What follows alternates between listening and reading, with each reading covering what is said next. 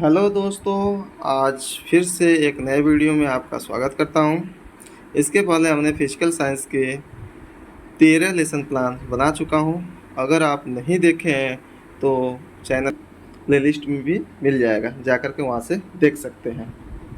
Please अगर आपको यह वीडियो अच्छी लगे तो लाइक कर दीजिएगा और दोस्तों के साथ शेयर कर दीजिएगा। अगर से आप चैनल पे नए हैं तो चैनल को सब्सक्राइब कर लीजिए। चलिए वीडियो को स्टार्ट करते हैं।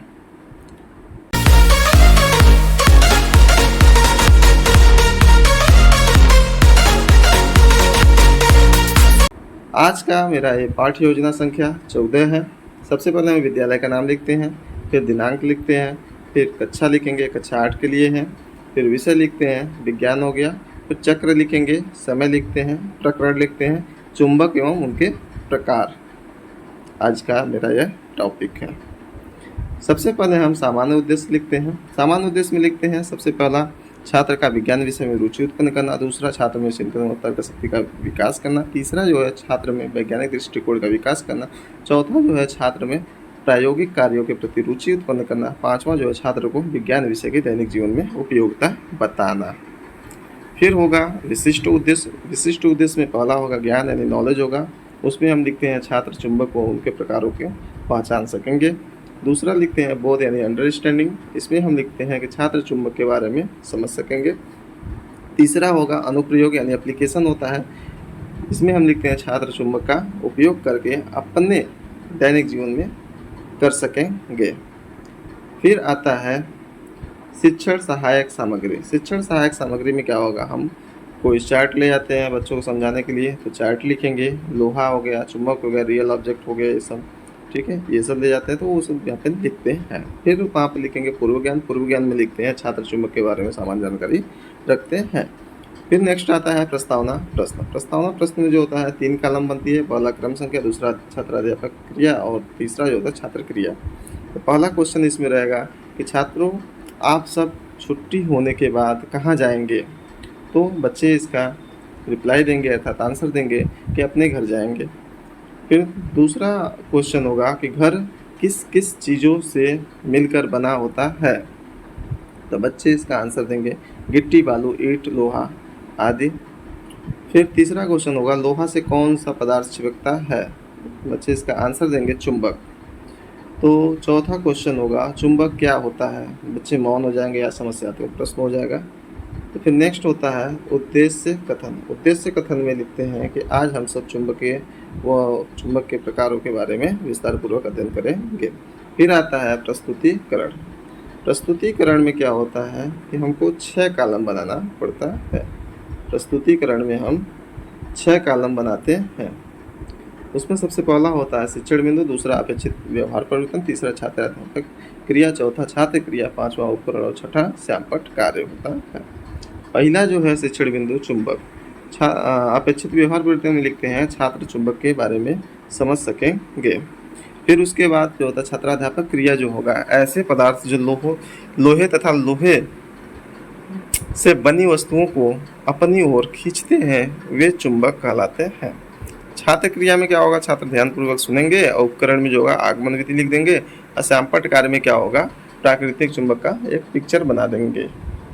फिर इसके आगे होगा कि वे पदार्थ जो चुंबक की ओर आकर्षित होते हैं वो चुंबकीय पदार्थ कहलाते हैं। उदाहरण में जो होगा क्या लिखेंगे, उदाहरण में हम लिख देंगे लोहा।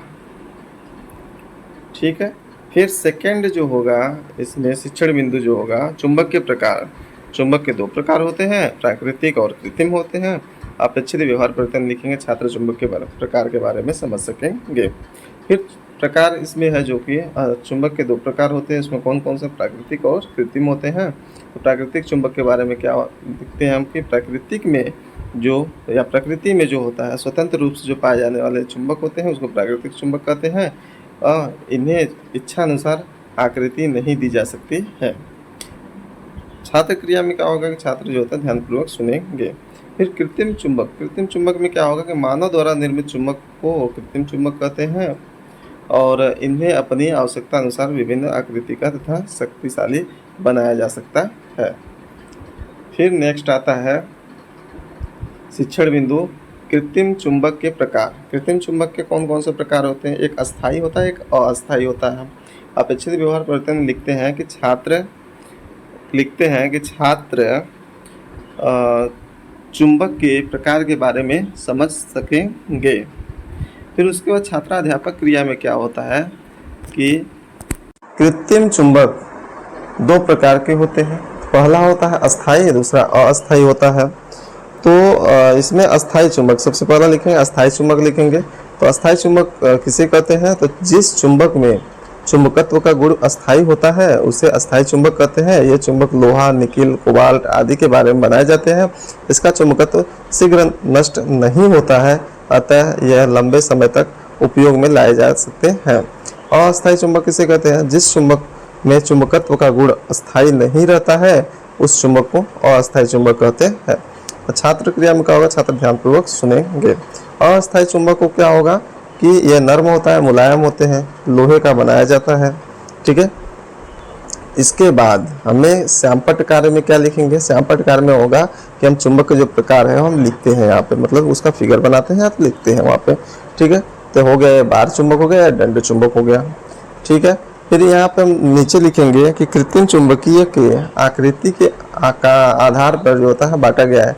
कृत्रिम चुंबक जो होता है कई आकृति के आधार पर उसको अलग अलग आकृति में उसको बांटा गया है। पहला जो है दंड चुंबक हो गया, दूसरा जो है नाल चुंबक हो गया, तीसरा जो है चुंबकीय सुई हो गया। ठीक है। उसके बाद हम क्या करेंगे? श्यामपट्ट कार्य सारांश पे आ जाएंगे। श्यामपट्ट कार्य सारांश में क्या होता है कि सबसे पहले हम दिनांक लिखते हैं, फिर विषय लिखेंगे, फिर प्रकरण जो होता है चुंबक एवं चुंबक के प्रकार हो गया, और कक्षा 8 के लिए यह है सेकंड चक्र हो गया, और समय 30 मिनट का हो गया। ठीक है। इसके बाद जो हम पढ़ाते समय जो ब्लैक बोर्ड पे जो हम लिखते हैं या पिक्चर जो बनाते हैं वही हमारा श्यामपट्ट कार्य सारांश हो जाता है। ठीक है। तो वही चीज़ यहाँ पर लिखेंगे या बनाएंगे फिगर।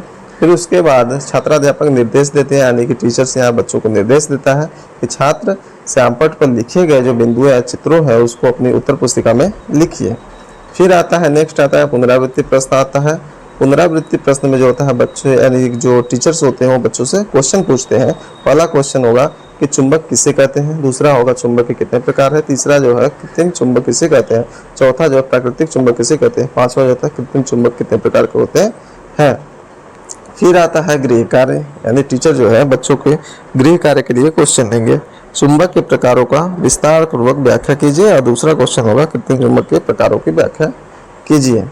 इसके बाद नेक्स्ट आता है पर्यवेक्षक टिप्पणी व सुझाव आता है, यानी कि जो टीचर्स होते हैं जो ऑब्जर्व करने जाते हैं तो वो वहाँ पर देखेंगे कि बच्चे जो स्टूडेंट जो टीचिंग कर रहा है वो कितना अच्छा कर पा रहा है, अभी उसके अंदर अभी कितना कमियां हैं, उस कमियों को जो टिप्पणी में लिखते हैं ताकि वो नेक्स्ट टीचिंग में अपना उसको सुधार कर सके।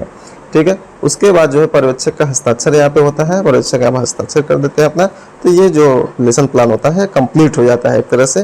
तो ये लेसन प्लान आपका पूरी तरह से कंप्लीट हो गया। Thanks for watching.